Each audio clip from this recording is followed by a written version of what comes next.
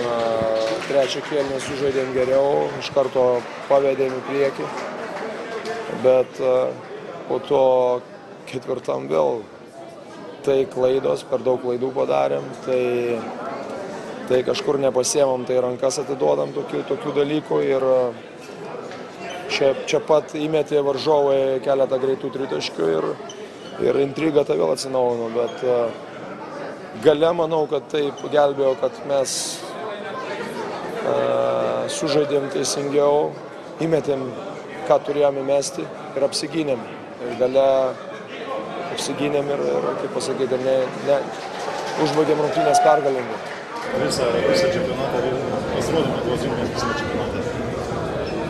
Žinote, iš karto dabar taip sunku vertinti, reikia turbūt kažkiek tai nusiraminti, permastyti viską, bet kelias tas mūsų buvo sunkus, nebuvo ne vienų tokių labai lengvų rungtynių, ten gal vienas kitos pradžioj, bet šiaip tai nebuvo tikrai ne vienos lengvos. Aš manau, kad mes demonstravom ne patį blogiausią krepšinį, bet kažkiek tai pritrūko. Ir gal vieno metimo tam ketvirtfinaliuose, tose nelimtose rungtynėse. Ir čia reiktų giliau paanalizuoti ko. Ir aišku, kad lūkesčiai ir mūsų pačių svajonės ir nusiteikimas mes nepadarėm tai, ko norėjosi padaryti, ko visi tikėjosi. Bet iš kitos pusės minimalų rezultatą, patekimą į kvalifikacinę turnyrą olimpiadoje mes užsitikrinom. Ir tai nėra taip jau mažai, žinant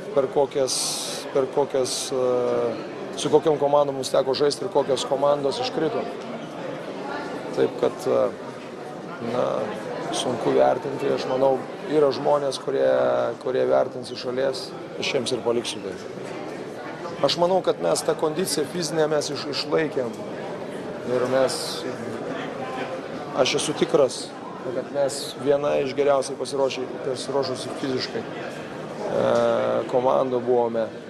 Įtampos daug, ypač mums, todėl kad mums net draugiškos rungtynės mums visai prasidėjo anksčiau tas čempionatas.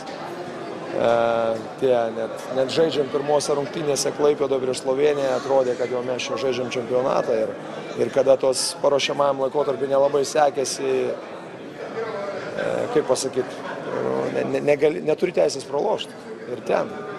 O taip ilgumo, pirmą kartą toksai, jis gana intensyvus ir gana ilgas. Sunkiausia tuo atžvilgiu buvo žaisti su Slovėnija, rungtynės buvo sunkiausia. Kada mes žaidėm vakare 9 valandą ir paskui kitą dieną, po tokio pralaimėjimo žaisti 3:30 buvo nepaprastai sunku, bet aš manau, kad mes išlaikėm tą egzaminą. Treneri, dabar besikalbant jūsų veide, pagaliau pamatėm šypseną, ar tai reiškia, jog su paskutiniam rungtynėm ir ta įtampa jau baigėsi? Kaip matėte, ta įtampa užteko, tos įtampos ir paskutinėse, bet aš dabar turėsiu laiko pailsėti, pabūti daugiau su šeima ir tiesiog nereikės pergyventi, tada galėsiu daugiau šypsotis. Dar vieni metai su Lietuvos rinktinė, ar jie buvo lengvesni ar sunkesni nei pernai? Čia, žinote, iš kitokio savotiškai buvo sunku pirmais metais. Jūs žinote kodėl. Aš nepradėsiu vėl tos mažos istorijos. Šiemet buvo kitaip, buvo laukiama kitaip, buvo bandoma lipti dar aukščiau. Varžovai niekas nedavė, kaip pasakyti, tokio, nebelaikė mumis jau kažkokias tai silpna komanda. Ir aš manau, kad, žinote, neparašykite neteisingai, kad Kemzūras skundžiasi, kad teisėjai blogai teisėjavo.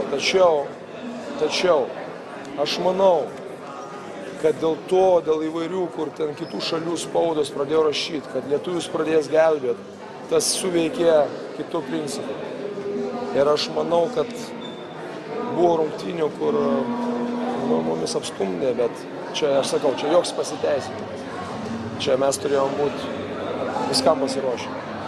Nors šiaip, kada žaidi namuose, kažkaip tai sako, truputį kitaip turėtų būti.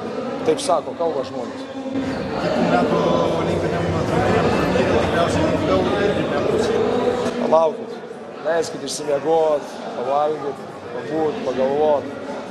Tada kalbėsim. Žinoma, kad nebus. Ta Ispanija, Prancūzija, už ką jūs pat? Aš tiesiog žiūrėsiu rungtynės ir stengsiuos pajust malonumą.